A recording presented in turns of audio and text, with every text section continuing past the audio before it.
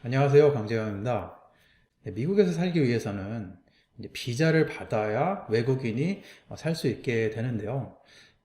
크게 이제 학업 비자, 뭐 잘 알려져 있는 F1 비자, 그게 이제 미국에서 공부를 하기 위한 비자이고, 그 다음에 일을 하기 위한 비자는 취업 비자라고 해서 H1B 비자가 보통 유명한 비자인데요. 그러니까 제가 이제 미국에 살다 보니까 F1 비자를 받는 것은 상당히 쉬운데, H1B 비자를 받는 것은 굉장히 어렵다는 생각을 하고 있습니다. 그 이유는 H1B 비자 같은 경우, 취업 비자 같은 경우는 미국에서 이제 국가별로 그 제한을 두고 있어요. 그래서 우리 한국 같은 경우는 그 제한 폭이 이제 또 다른 나라에 비해서 이제 적다면 적다고 볼 수 있는데, 그런 연유로 인해서 이제 미국에서 취업하는 게 상당히 쉽지 않다. 그런 이제 이미지가 있는 것 같습니다. 제가 이렇게 좀 자료를 보니까 미국으로 유학 오는 한인 학생들의 숫자가 지속적으로 감소하고 있다고 해요.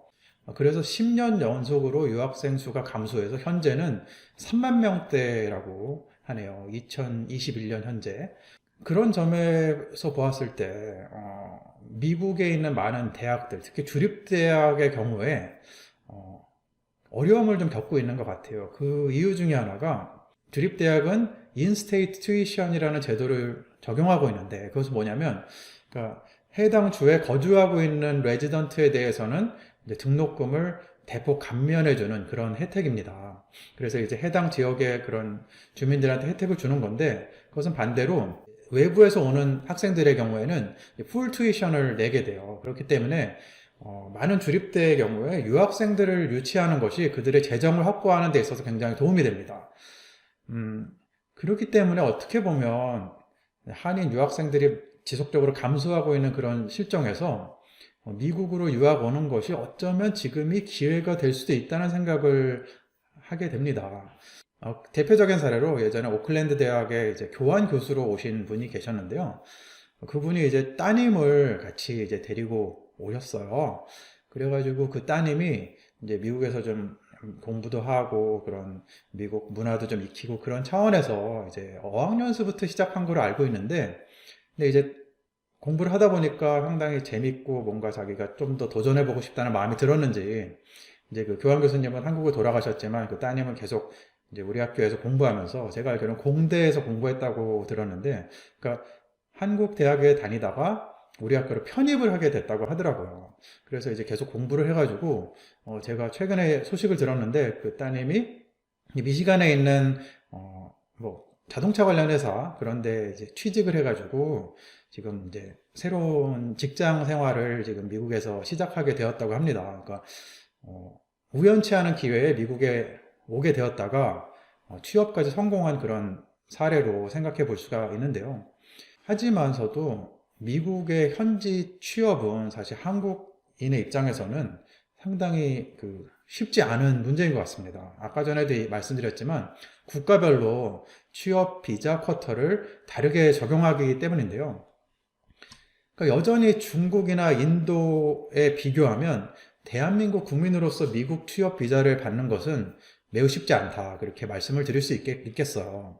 저는 이제 이 부분, 그러니까 학업 비자와 취업 비자의 갭이 큰 부분에 대해서는 이제 어떤 국가적 차원의 외교적 노력이 좀 필요하지 않나 그런 생각을 가지고 있어요. 예를 들어서 2019년 미국 이민국 자료에 의하면 인도가 가장 H1B 비자를 많이 받았다고 합니다. 그러니까 전체의 74.6%를 받았고, 그 다음이 중국으로서 11.8%를 받았고, 한국이 이제 4위인데요. 0.9%를 받았어요. 그러니까 2019년도에 한국인으로서 취업 비자를 받은 숫자가 3,928명입니다.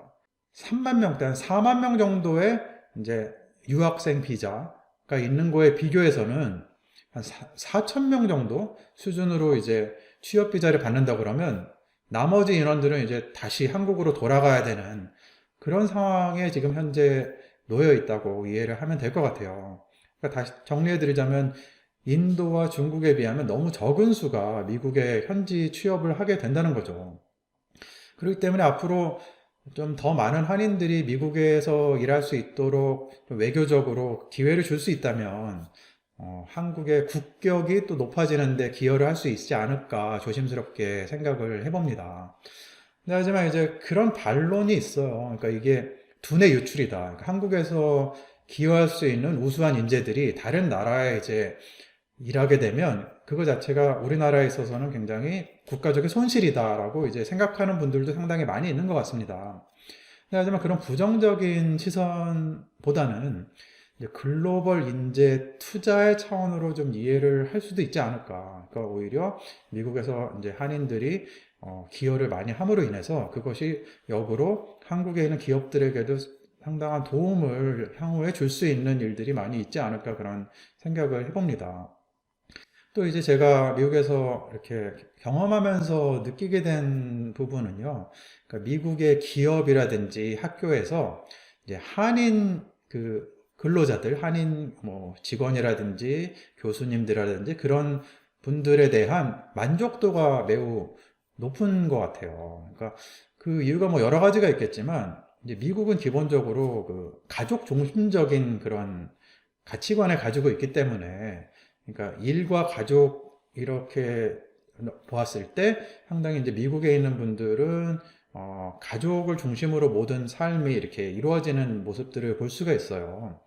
근데 이제 한국 같은 경우는 뭐 저도 이제 한국에서 직장 생활을 해봤지만 가족 중심이라기보다는 좀 일 중심 아니면 조직 중심 이런 식으로 이제 임하는 분들이 좀 많은 것 같아요. 그렇기 때문에 그런 그 문화적인 특징이 미국에서 일할 때도 이제 이렇게 자연스럽게 묻어나서 제가 보기에는 이제 한인 그 직원들이 일에 임하는 자세가 굉장히 남다르지 않나. 그러니까 그 일에 대한 어떤 그 자기 오너십도 굉장히 뛰어나고 근면하고 또 스마트하기 때문에 그러니까 그런 모습들을 이제 보여줌으로 인해서 다른 미국 직장 동료라든지 상사분들이 보시기에 진짜 일 참 잘한다, 깔끔하게 한다 그런 그 좋은 평판이 이제 자리 잡았지 않았나 그런 생각을 좀 하게 됩니다. 그래서 그러한 그 좋은 평가들이 있으면 또 후배 이제 한인들이 또 그 직장에 들어오게 될 때 더 많은 이제 기회를 또 잡을 수 있는 그런 요건으로 이제 작용하기도 하거든요. 지금 현재는 이제 한인들의 미국 비자 채용 실태가 좀 많이 저조한 거죠. 뭐 1%도 안 되니까.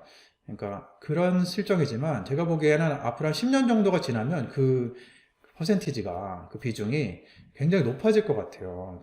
네, 오늘은 간단하게 이제 미국의 비자 시스템에 관련해서 제가 이제 개인적으로 느낀 바를 한번 나눠 보았는데요. 뭐 여러 가지 의견들이 있을 수 있지만 그냥 저의 개인적인 하나의 주관적인 의견으로 한번 나눠 본 거니까요. 그런 식으로 생각하는 사람도 있구나라는 그 정도로 한번 바라봐 주셨으면 좋겠습니다. 시청해 주셔서 감사드립니다.